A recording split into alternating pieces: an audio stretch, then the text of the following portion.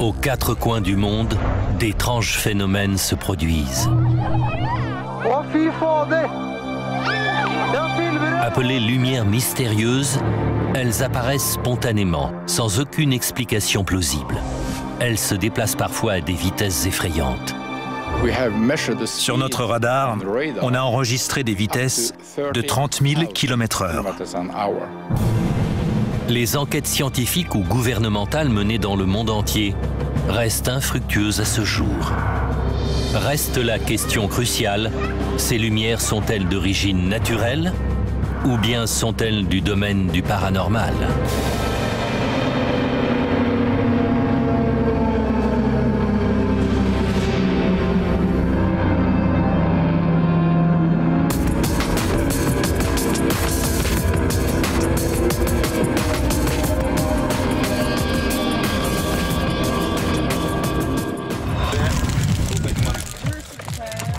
Boulder, Colorado, 2006. Un groupe d'amis se détend auprès d'un feu de camp. À l'horizon, un orage approche. Au début, on ne remarque que le tonnerre et les éclairs. Puis une chose étrange apparaît dans le ciel. Ce n'est pas un avion et rien n'explique sa présence. Mais les scientifiques ont donné un nom à ce phénomène. Ils les appellent lumières mystérieuses. Des phénomènes semblables ont déjà été recensés dans de nombreux endroits retirés des États-Unis, comme à Marfa au Texas. C'est un des lieux les plus connus en Amérique pour ses étranges apparitions de lumières mystérieuses. Chaque année, des milliers de touristes font le déplacement dans cette région désertique pour observer ce phénomène de leurs propres yeux. Cette région désertique est peu habitée et aucune des sources de pollution lumineuse ne peut être à l'origine de ces apparitions. Ces lumières sont des objets volants non identifiés dans le vrai sens du terme. On a vu des lumières, aucun doute là-dessus. Au début, on ne savait pas trop ce que c'était, mais en tout cas, ça faisait comme des lumières qui bondissaient à l'horizon. Oh, now look at that. Whoa. Now that looked a little different. En revoyant les images au ralenti, on note une chose extraordinaire. Une lumière disparaît au moment où une autre s'approche vivement pour la rejoindre. Puis elles s'évanouissent toutes les deux simultanément. Un tel comportement fait dire à certains qu'il y a une espèce d'intelligence à l'origine de ces lumières. Elles montent et descendent, elles se cachent les unes les autres, puis elles tourbillonnent en changeant de couleur. Certaines rencontres laissent parfois aux observateurs une impression de malaise. En 1994, ma famille était venue me rendre visite et on est allé observer les lumières à Marfa. J'ai toujours trouvé ça fascinant car c'est un phénomène que personne n'arrive à expliquer. On s'attendait à voir le spectacle habituel, mais cette nuit-là, on a vu une chose complètement différente, qui sortait vraiment de l'ordinaire. Après avoir observé le ciel de Marfa pendant quelques heures, la famille décide de reprendre la route pour rentrer. Mais tandis qu'ils roulent sur l'autoroute déserte, ils réalisent soudain qu'ils ne sont pas seuls. C'est quoi ça? Il y a des lumières! Non, t'arrêtes pas, Joe! Elles nous suivent! J'ai commencé à avoir vraiment peur. Les lumières venaient de nulle part et je n'avais pas envie qu'elles nous rattrapent. Les lumières continuent de les suivre sur la route. Ça devenait de plus en plus gros et on a commencé à sérieusement paniquer. C'est vraiment bizarre. On se disait, oh non, c'est les fameuses lumières. Soudain, une voiture apparaît sur la file d'en face et se dirige droit vers la sphère lumineuse. Et là, on aurait dit que la lumière avait compris le danger qui l'attendait.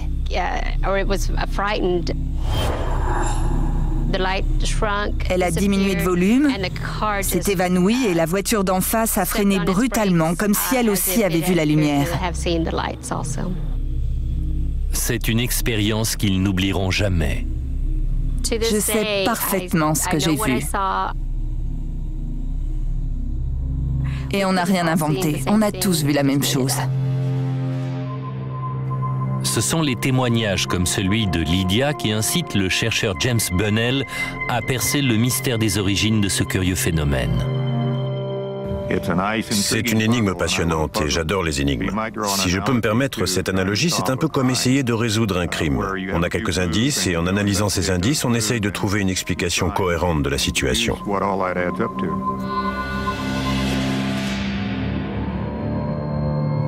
Ancien ingénieur aérospatial à la NASA, James Bunnell possède des compétences bien utiles pour étudier les lumières mystérieuses. Il a construit lui-même ses stations d'observation autonomes afin de détecter les éventuels phénomènes aériens de la région. Les caméras se déclenchent automatiquement à la nuit tombée et transmettent les images à un appareil d'enregistrement numérique. Elles lui ont déjà fourni d'étranges images, telles que cet étonnant halo de lumière à l'horizon. Une nuit, j'ai compté jusqu'à 5 sources de lumière qui étaient plus grosses et plus lumineuses que toutes celles que j'avais croisées jusqu'ici. Elles semblaient liées à l'activité électrique qu'il y avait cette nuit-là, car c'était une nuit très orageuse. Au début, il y avait juste 2 petites lumières. Elles ont brillé un moment, puis ont disparu, et une troisième est alors apparue en formant une espèce de halo lumineux. Ce halo devait mesurer 1,5 km de large et 1 km de haut. Le halo illumine le ciel comme les lumières d'une ville, sauf qu'il n'y a que le désert alentour. Et malgré toutes les données que James Bunnell a récoltées, il n'a toujours pas trouvé d'explication rationnelle à la présence des lumières de Marfa. Il a pourtant une théorie, selon laquelle elles seraient provoquées par quelque chose venant de notre planète. Je pense que les lumières sont le résultat d'un processus chimique. Sa théorie s'appuie sur des preuves apportées par les photographies qu'il a prises. Sur certaines de mes photos, on remarque des espèces de résidus tangibles.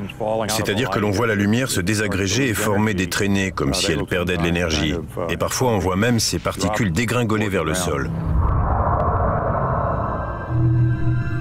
James Bunnell a parlé à des témoins qui déclarent avoir même touché ces résidus. Des gens se promenaient une nuit sur une route de campagne et ils ont vu quelques-unes de ces lumières mystérieuses voler au-dessus d'eux. Une de ces lumières semblait ralentir et perdre de l'altitude.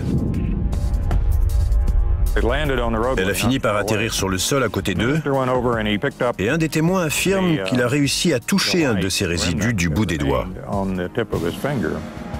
Et c'était comme un résidu tangible. Si la lumière mystérieuse est composée d'un cocktail chimique particulier, alors elle risque de laisser derrière elle une empreinte spectrale qui nous renseignerait sur sa composition exacte. Chaque lumière possède sa propre signature spectrale. Comme vous le savez, la lumière est constituée de radiations. Et la lumière blanche est une combinaison de toutes ces radiations. Et quand on étudie une lumière spéciale, comme par exemple celle de la vapeur de sodium, quand le sodium est à l'état de plasma, il a des caractéristiques très distinctives.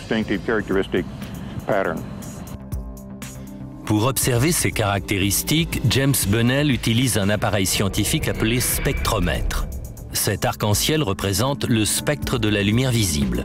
Différents éléments ne reflètent qu'une portion du spectre, représentée par ces raies verticales. En analysant la signature spectrale d'une lumière, on peut découvrir quelle est sa composition en comparant les spectres de divers éléments chimiques. La nuit tombe sur Marfa.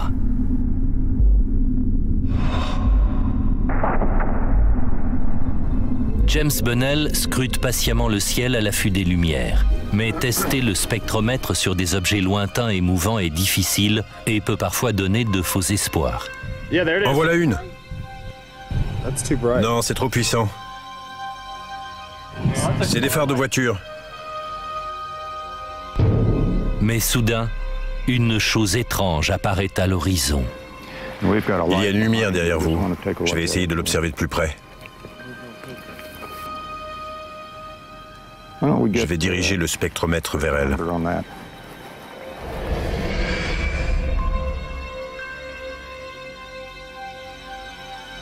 Après quelques observations, la lumière disparaît. Et la conclusion de Bunnell est tout sauf mystérieuse. À mon avis, c'était un train.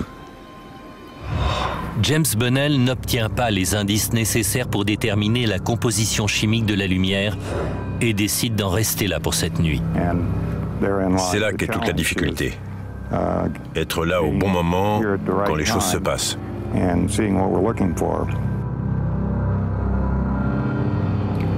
Demain soir, ce sera peut-être plus fructueux. Mais Bunnell ne se décourage pas et poursuit inlassablement sa quête. À 800 km de là, une équipe de chercheurs se dirige vers les Brown Mountains en Caroline du Nord. Ici, beaucoup de gens pensent que les lumières sont d'origine paranormale. Des gens pensent que les lumières viendraient de fantômes emprisonnés dans ces montagnes.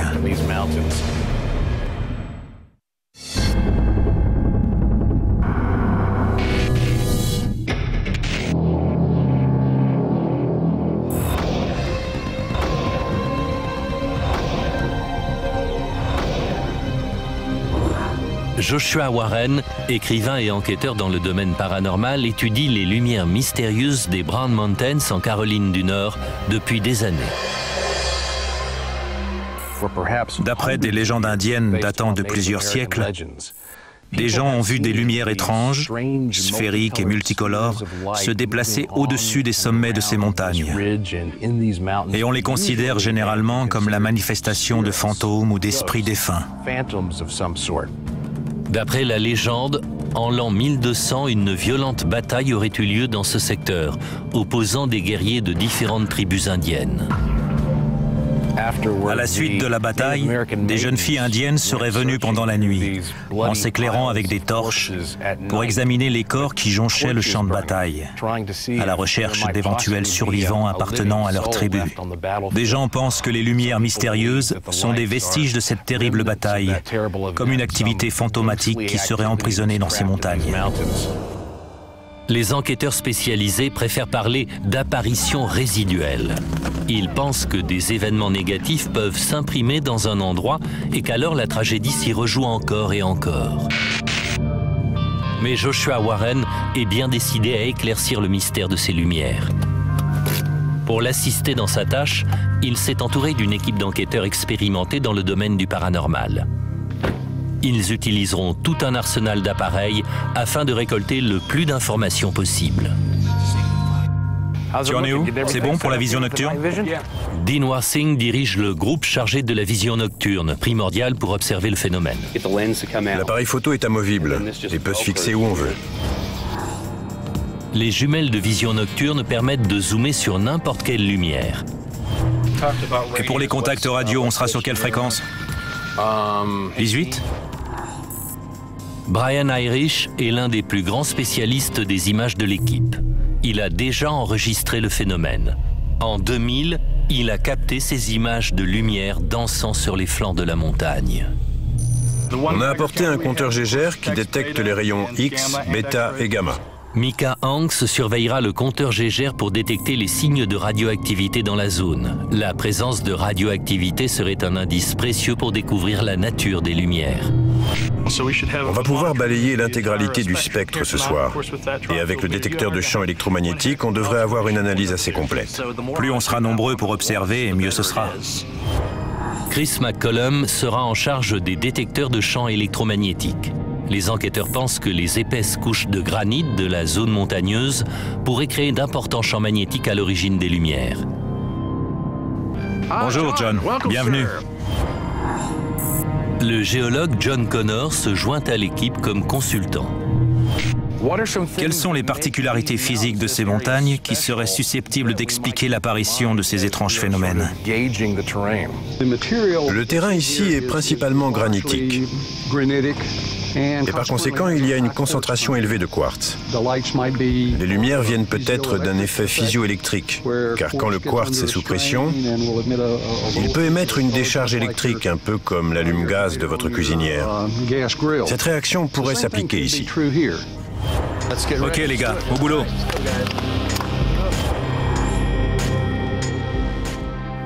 À la nuit tombante, l'équipe se sépare pour regagner les 3 postes d'observation.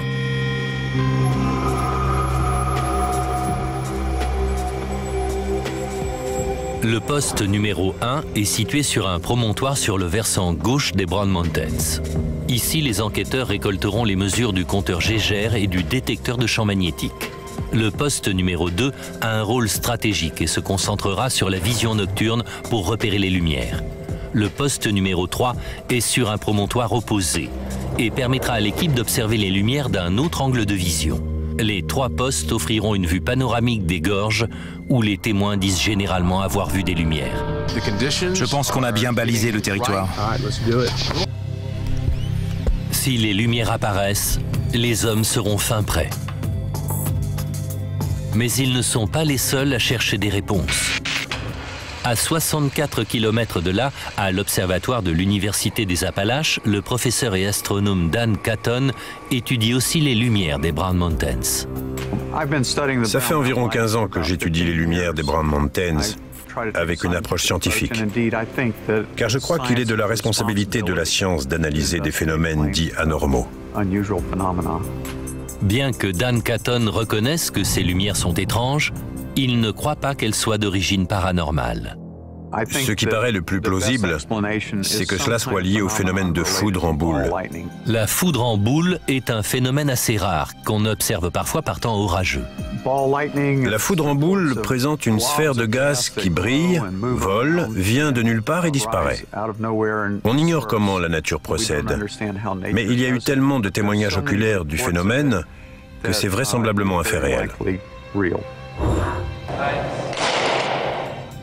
Les scientifiques de l'Institut Max Planck à Berlin ont recréé des nuages qui ressemblent à la foudre en boule. Cependant, ces nuages générés par un courant électrique appelé plasma ne vivent qu'une demi-seconde avant de se dissiper. Le problème, c'est d'arriver à confiner ces plasmas. On a une grosse boule de plasma au-dessus de nos têtes qui s'appelle le Soleil et qui est une boule de plasma dont la cohésion est assurée par la gravité. Mais en laboratoire, on a seulement réussi à enfermer ces plasmas dans un récipient en verre. Pour illustrer son propos, le professeur Catton va réaliser une expérience très simple avec un four à micro-ondes classique. Une flamme enfermée dans un récipient en verre est chauffée à l'intérieur d'un micro-ondes. Le micro-ondes énergise la flamme et la transforme en une boule de plasma. Mais Joshua Warren et son équipe à Brown Mountains pensent que le phénomène a une source bien plus mystérieuse. Au bout de 2 heures d'observation, leurs instruments se mettent soudain à réagir violemment. Ah, ça c'est super bizarre. Le détecteur de champs magnétiques se déchaîne. Je n'ai jamais vu l'aiguille dépasser le 50 sur cette machine. C'est le signe d'une fluctuation brutale de champs magnétiques de la montagne. Puis le poste numéro 2 enregistre une image. Dean à Joshua, répondez. Poste 1 à poste 2, j'écoute. On a repéré une anomalie en bas des gorges. C'est ici sur l'écran, vous le voyez? Juste au-dessus de mon doigt. Si c'était un feu, on verrait de la fumée avec cet appareil. Le poste 3 a également remarqué une anomalie. Warren arrive pour constater par lui-même. Bon, très bien. Je vais pointer le laser dans la direction de Josh. Ils utilisent un rayon laser pour repérer l'anomalie. Ok, je l'ai. Joshua Warren zoome sur la lumière afin de récolter quelques indices. Les lumières mystérieuses semblent bien décidées à se manifester ce soir. On va l'enregistrer avec la caméra thermique. Si c'est un feu de camp, on le verra tout de suite. C'est bon, je l'ai. La caméra thermique n'a pas l'air de réagir, ce que ferait un feu à moins qu'il soit trop loin pour qu'on le capte. L'équipe utilise un thermomètre à longue portée pour voir si un feu est à l'origine de la lumière. Ça indique 59, 60. C'est froid. C'est beaucoup plus froid que l'environnement immédiat. Soudain, une lumière bleue apparaît au loin. T'as vu ça, Josh? Je ne comprends pas du tout ce que c'est. C'est quoi d'après toi? C'est bizarre. Elle apparaît bleue en vision nocturne. C'est peut-être un reflet de quelque chose. C'est quoi ce truc? Poste 1, à vous. Il y a juste une minute, Dean a capté et enregistré sur sa caméra une forme lumineuse de couleur bleutée. On essaie de voir si ça ne viendrait pas d'un laser quelconque. Est-ce que vous avez utilisé un rayon laser ou une source de lumière quelconque? Non, on n'a utilisé aucune source de lumière récemment. Regarde, j'ai l'impression que ça recommence. Oh! Regarde, juste là. Puis une autre lumière apparaît dans les gorges avec une intensité suffisante pour éclairer les arbres avant de s'évanouir à l'horizon. Elle ne devrait pas apparaître bleue en vision nocturne. Ils n'en croient pas leurs yeux. Il n'y aurait pas une source de lumière dans le coin? Parce que si c'est pas un reflet, je me demande bien ce que c'est. Le lendemain matin, l'équipe se réunit pour examiner les étranges preuves vidéo. Cette chose-là, on l'a filmée pendant 45 minutes. Rien de tout cela n'était visible à part avec les jumelles de vision nocturne. Ça indique 59, 60, c'est froid, c'est beaucoup plus froid que l'environnement immédiat. Si c'était un feu, on aurait dû avoir une mesure élevée de température, mais au contraire, c'était carrément froid. J'ai pas l'impression que quelqu'un maniait une torche à ce moment-là, et vous? Non. C'est plus subtil que ça. Oui, c'est autre chose. C'est dément. L'équipe s'interroge sur les propriétés physiques de l'objet. Si les points sombres sont bien les arbres, ça veut dire que ça se déplace vite. Oui, regardez ça. Oui, ça se déplace rapidement. On dirait que la lumière va vers l'horizon, plutôt qu'elle ne s'élève. Brian Irish ajoute un filtre sur les images afin d'isoler l'anomalie. Si on le regarde ici, en négatif, on voit que le point lumineux s'éloigne à l'horizon, au lieu de prendre de l'altitude. Et voilà. Et au niveau de l'échelle, ça donne quoi? Chris, tu as fait des mesures? Je crois que ce versant-là, sur le flanc de la montagne, fait environ 300 ou 400 mètres de long. La vitesse de la tache lumineuse à l'image, comparée à la taille du versant, indique qu'elle se déplace anormalement vite. Une photo prise de jour de la zone donne une meilleure idée de l'échelle. Et ce n'est pas la seule chose qu'ils ont enregistrée. Il y a du rouge. C'est pas un de vos rayons laser? Non. Je ne sais pas ce que c'est. Les caméras de vision nocturne ne donnent que des images en vert et noir. J'ai jamais vu un truc pareil. Et le mouvement est bizarre. J'arrive pas à déterminer d'où ça peut venir. Je n'avais jamais vu de couleur en vision nocturne. Je n'ai enregistré que la fin. Mais tu as vu la lueur bleue? Ouais. Je ne me l'explique pas.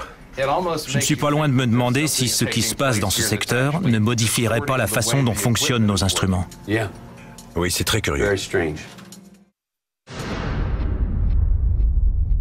Si les données viennent d'une défaillance des appareils, des spécialistes en technologie de l'image seront à même de le déterminer.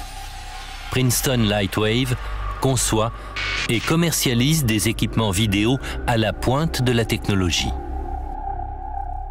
Leurs appareils sont si sensibles que les chercheurs doivent porter des protections et des blouses spéciales afin de limiter l'apport de poussière extérieure dans le laboratoire.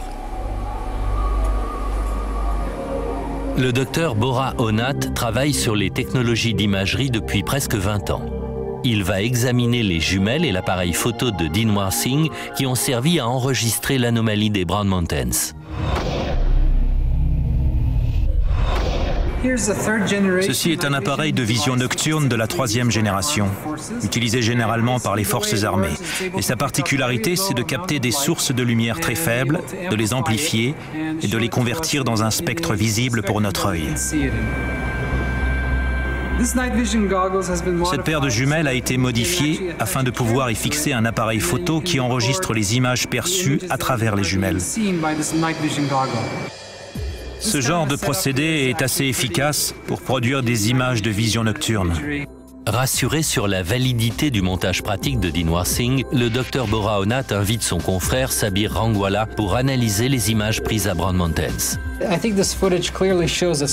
Cet enregistrement montre clairement une forme lumineuse se déplaçant au sommet des arbres qu'on voit ici.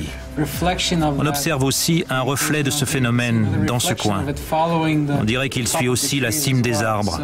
Donc j'ai le sentiment que la caméra ne présente pas de problème technique, mais qu'elle rapporte exactement ce qui s'est passé.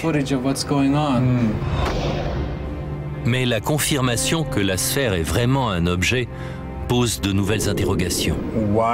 Mais comment cet écran vert phosphorescent peut-il produire une image bleue? Cela ne devrait pas se produire, en effet. Et si des électrons modifiaient le fonctionnement de la caméra? Quelle est la source des radiations? La seule hypothèse que je puisse avancer pour expliquer cela, c'est que la source lumineuse possède une énergie supérieure. Puis, ils analysent les autres anomalies.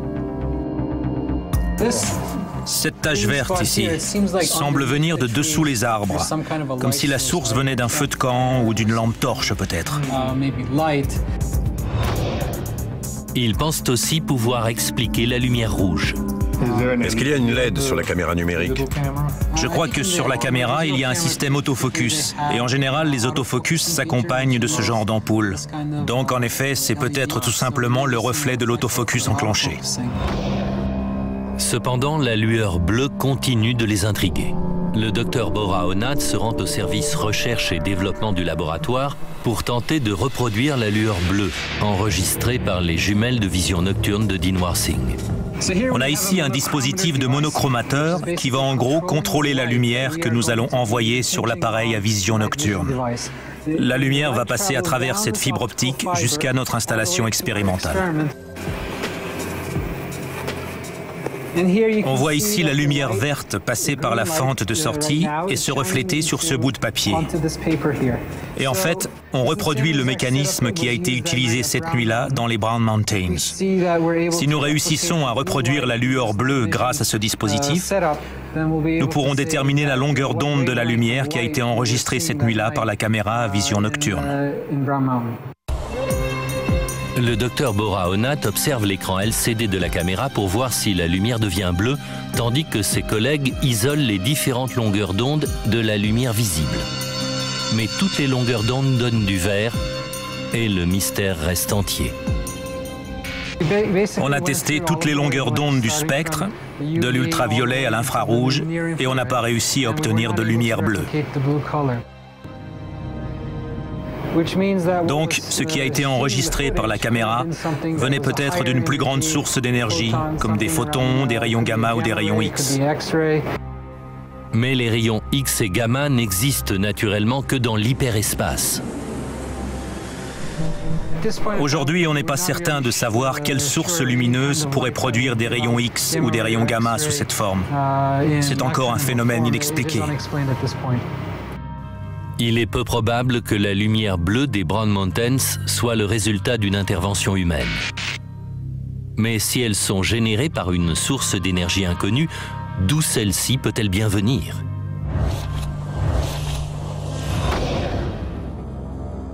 Le chercheur de la NASA, Friedemann Freund, pense avoir une réponse. Le docteur Friedemann Freund étudie les lumières mystérieuses, comme celle qui est apparue juste avant le séisme dévastateur de Kobe au Japon en 1995. C'est une photographie qui a d'abord attiré son attention.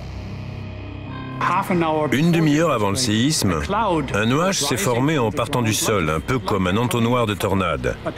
Et il s'est élevé dans les airs comme si c'était la fumée d'un feu. Et c'est sans doute le signe avant-coureur d'une lumière qui serait venue du centre de la Terre et qui aurait traversé la croûte terrestre. Le docteur Freund découvre que ce n'est pas le seul exemple de lumière mystérieuse aperçue avant un tremblement de terre. On en a déjà repéré à l'autre bout du monde, au Pérou. Des témoins ont enregistré cet étrange phénomène lumineux à l'horizon, juste après le séisme. Et cette photographie a été prise au milieu de la nuit durant le séisme de Matsushiro au Japon en 1966. Il y a tellement d'exemples dans la littérature de l'Antiquité à nos jours, de témoignages de gens qui ont observé ces phénomènes, qu'on est bien obligé de les prendre au sérieux. Le docteur Freund pense que ces phénomènes lumineux sont liés à une activité sismique et lors de ses recherches, il fait une étrange découverte. Les roches sont considérées comme des isolants. Mais ce que j'ai découvert à travers mes recherches, c'est que lorsque les roches sont déformées, elles passent d'isolants à semi-conducteurs. Et elles génèrent même des courants électriques qui peuvent s'échapper de ces zones sous pression, ce qui peut entraîner une apparition de lumière en surface. Le docteur Freund réalise bientôt que même une activité sismique normale peut engendrer des effets lumineux. Et il s'attache à valider sa théorie. Cette large dalle de granit représente la croûte terrestre. Et le but est de faire passer le courant à travers la roche. Le docteur Freund mesurera le courant électrique grâce à un fil conducteur. 1 tonne. La presse compresse le granit avec une force incroyable. 4 tonnes. 7 tonnes et demie. Elle reproduit les forces qui s'exercent sous la surface de la Terre. 12 tonnes. Là, on augmente 16 tonnes. 19 tonnes. 20 tonnes. On a 0,94 milliampères. 1,1, 1,2. 30 tonnes. Ok, on peut diminuer. Comme prévu, les forces exercées sur la dalle de granit engendrent une activité électrique à l'intérieur de la roche, la transformant en une espèce de pile. On suppose que c'est ce qui se passe dans la nature. Lors de la friction des failles, l'air est ionisé. Il se met alors à briller, comme le fait un gaz dans un tube fluorescent. À des milliers de kilomètres de là, dans une vallée retirée de Norvège, des scientifiques pensent aussi que ces lumières mystérieuses pourraient provenir d'une source d'énergie inconnue. Ces lumières se déplacent d'ailleurs à une vitesse étonnante. Certaines touchent même le sol.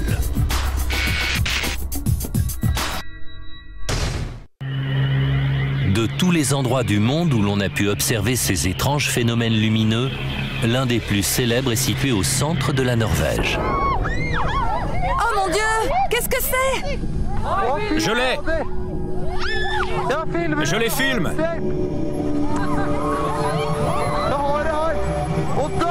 Elle se décompose!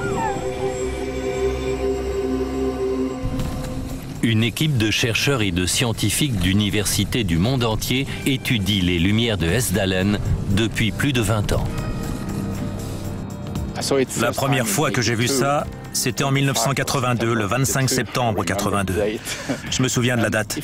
Imaginez que vous êtes en pleine nature et soudain une énorme lumière apparaît dans le ciel. J'ai été vraiment impressionné. Fasciné par cette étrange rencontre avec les lumières, Erling Strand contacte le département de recherche de son université. Pourquoi vous ne faites rien? Quand il découvre que personne ne fait de recherche sur cet étrange phénomène, il décide de le faire lui-même.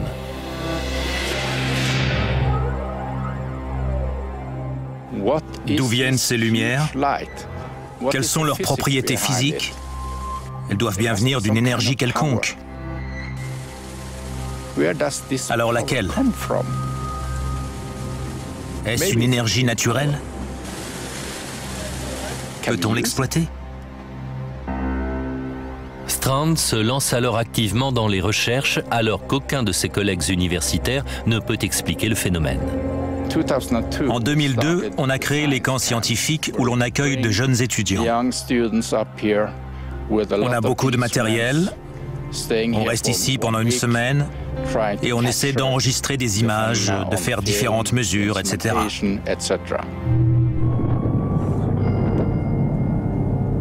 Ici, les lumières mystérieuses font une apparition aussi soudaine qu'impressionnante. Là! Là! Je l'ai, je fais un zoom dessus. Il y en a deux! Il y en a deux! Là, elle réapparaît.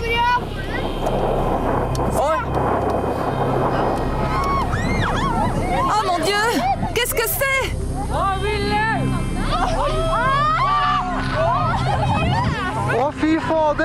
Je les filme.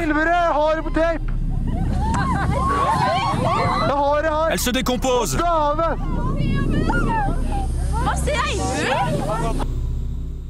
On a fait beaucoup de mesures, on a récolté beaucoup de données, beaucoup d'infos. Mais en fait, plus on a d'informations, plus on a d'éléments susceptibles d'apporter des réponses, plus on a d'interrogations. Comme cette boule de lumière puissante filmée en 1999. L'élément le plus étonnant de cette vidéo apparaît en grossissant l'image. Une petite lumière apparaît derrière la grande et semble absorbée par celle-ci. Mais les chercheurs ne peuvent que décrire ce qu'ils voient sans parvenir à l'expliquer. Il faut 2 personnes pour surveiller l'Est. Les étudiants et les chercheurs se dirigent vers les différents postes d'observation répartis dans la vallée de Hessdalen dans l'espoir de mesurer le phénomène. On a mesuré des longueurs de 3 mètres, 5 mètres, et ces lumières sont capables d'illuminer le sol pendant des heures. Lumière à 50 degrés au-dessus de l'horizon. Puis ils remarquent quelque chose d'inattendu juste sous l'endroit où apparaissent les lumières. On a remarqué des traces sur le sol, dans la neige. Mais la neige n'avait pas fondu. Donc, il n'y avait pas eu de dégagement de chaleur. On a fait des prélèvements de la neige pour chercher d'éventuelles bactéries. Dans la neige prélevée autour, il y avait les bactéries normales, mais à l'intérieur de l'empreinte elle-même, les bactéries étaient mortes. Cela prouverait que la lumière agit sur l'environnement de manière étrange. Mais là encore, les explications ne sont que des hypothèses.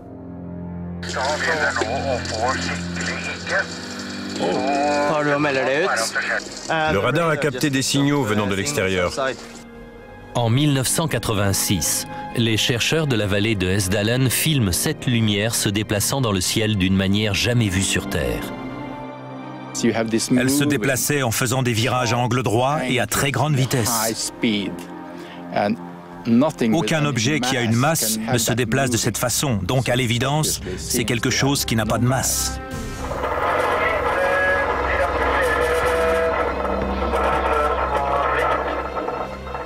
Le radar a réagi très fortement, comme s'il avait détecté un objet solide. Seulement, on ne voit d'objet nulle part.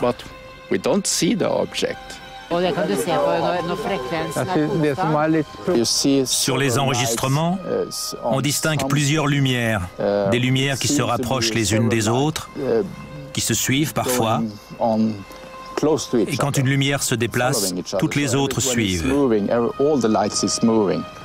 On a l'impression que les lumières sont attachées les unes aux autres.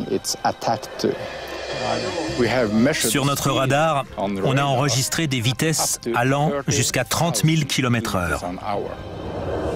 Strand n'a aucune explication à avancer, mais d'anciennes archives classées confidentielles renferment peut-être la réponse.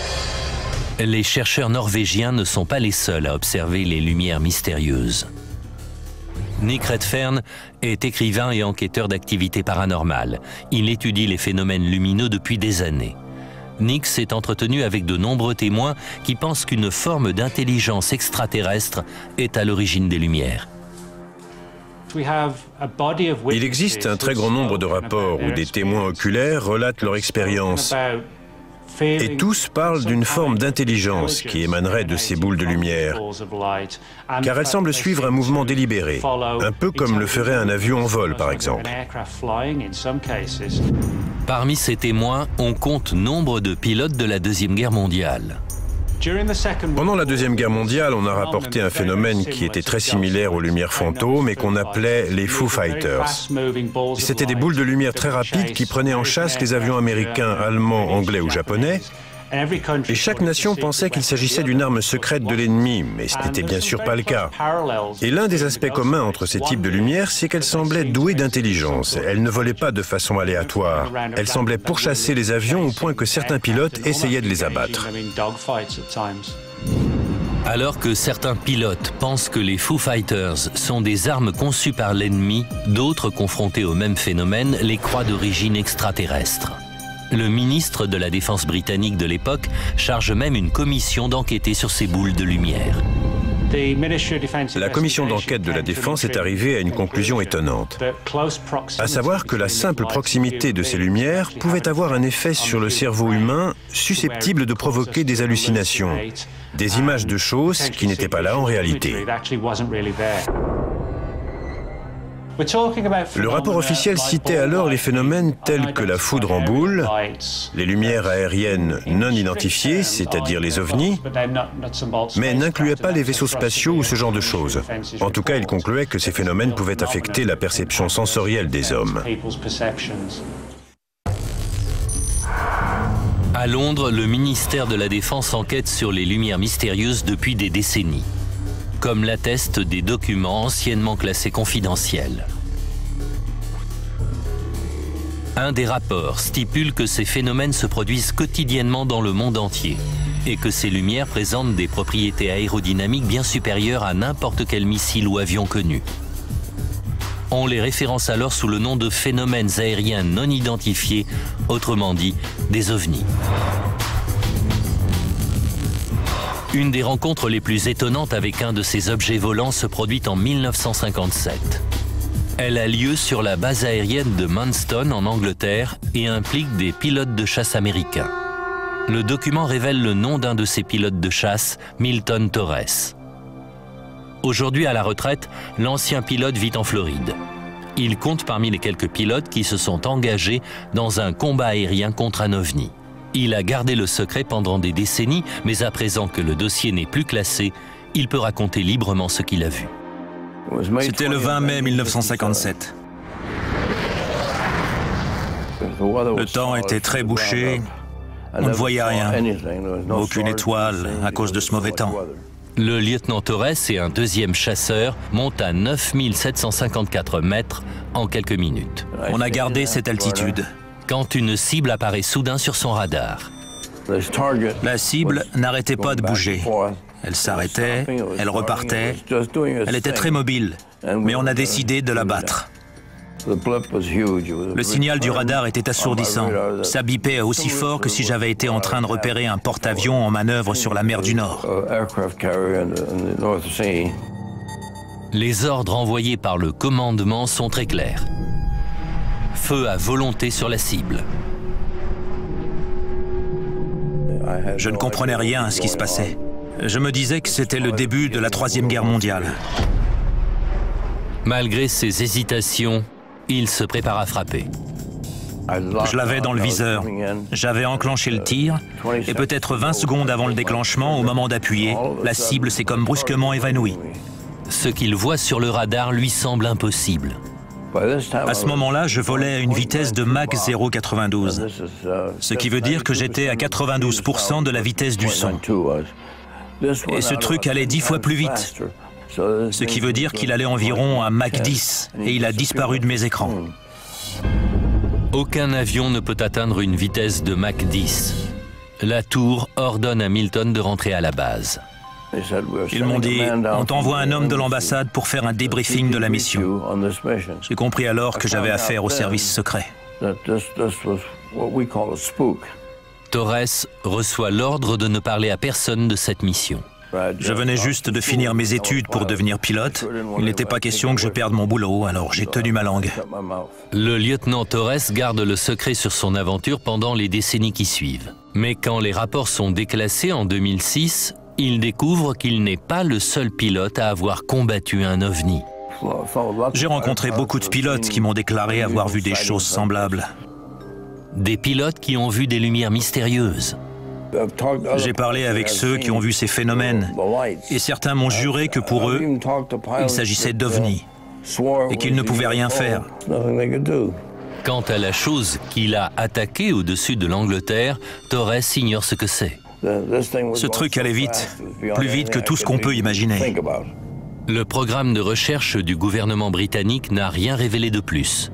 Personne n'est en mesure d'expliquer la nature de l'OVNI attaqué par le lieutenant Torres. Encore une rencontre qui conserve son mystère. Aux quatre coins du monde, des lumières mystérieuses continuent d'apparaître spontanément dans le ciel. Les chercheurs et les scientifiques continuent d'enquêter avec l'espoir qu'un jour, le mystère sera enfin résolu.